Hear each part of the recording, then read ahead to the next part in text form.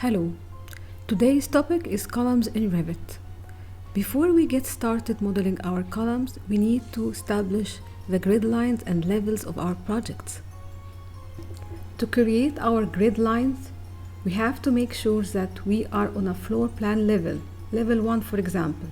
Now we can go to Architecture tab, Grid Line, our first grid line. We can change this 3 to A for example. Also we can show this bubble by checking the box. And to create our levels, we need to make sure that we are on an elevation view. From project browser, we go to south elevation for example. Now level is activated and not grayed out. And Revit offers level 1 and 2 by default. And to add additional levels, we go level, line,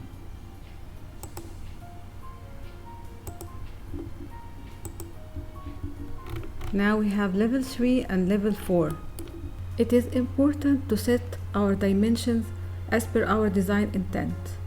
To do this, we click on the grid line A for example. A dimension is shown, for example 5 meters. We can make it 10 instead. Also, for levels, we have to do the same.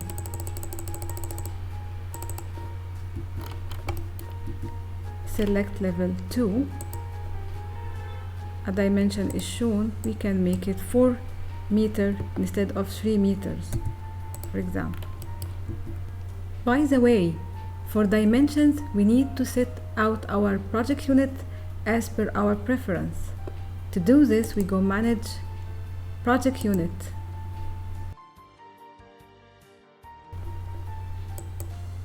And we choose meters, decimal feet, or whatever. And we can also adjust these two grid lines this way. Now we are ready to model and create our columns. This is by going to Architecture tab, Column, for example, Column Architecture. Before we model our column, we have to make sure which level we are in. For example, we are in level 1. In the option bar, Revit requires if we are going to reach to level 2 or 3.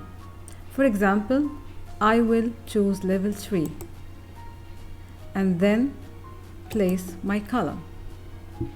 If I want my column to be with a specific length, we go to Architecture again, Column, and here in the option bar I choose Unconnected. And Revit requires a specific length, for example 2 meters instead of 1 meter, and place it here. We go to an elevation view to view the 2 columns. This is the column reaching from level 1 to level 3, and this is the column with a specific height.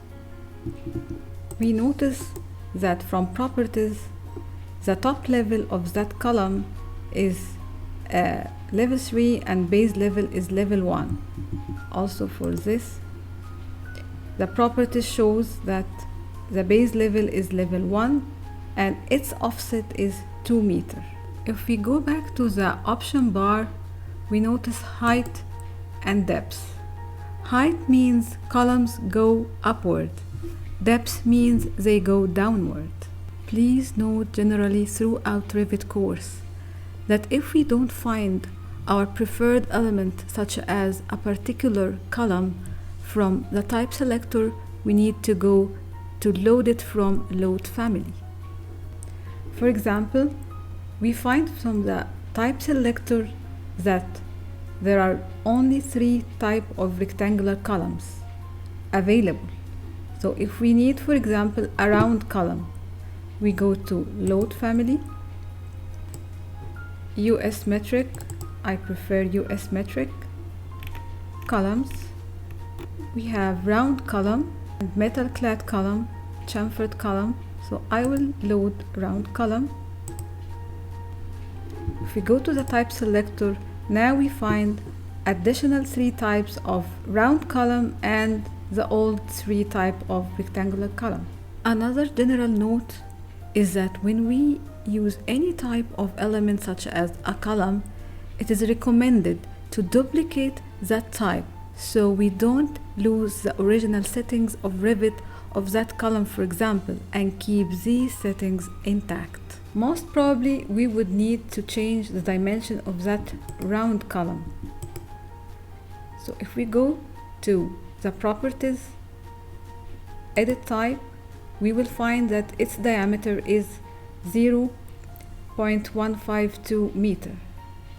We need to duplicate, change its name into a name that we can recognize later on. So we can make it 300 millimeter. Okay, so now we are on own type of column and we can safely change its diameter into 0.3 meter. Okay, now we have our own custom column and without changing the original settings of Revit. Here. Moving to the different types of columns, which are architectural and structural columns. Architectural columns are used to create decorative elements around the structural columns, and they inherit material of surrounding elements. This is an example of an architectural column. And these 2 walls are the material of the surrounding elements. If we go to the level of the detail, choose Fine, we can see that our architectural column inherits the material of the surrounding elements, which are the exterior brick on CMU.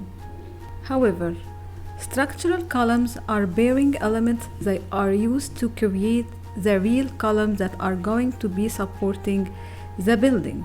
Structural columns do not inherit the material of the surrounding elements. This is an example of a structural column.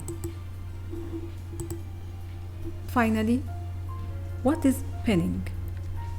Pin means that we cannot change the element position, so we don't accidentally move the grid line or the levels, for example. If we need to pin the grid lines, for example, select all, filter, check none, only keep grids, apply, OK, and then pin them. The pinning sign shows. If we need to move, we will not be able to move them anymore. Select the grid line and unpin it. Now we can move that grid line because we unpin it. Something else. Sometimes we encounter not being able to select the pinned element, like this. This is because the select pinned element is disabled.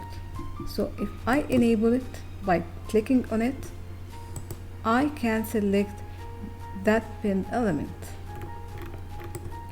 By this, we come to the end of our topic today. Please like this video if you find it helpful.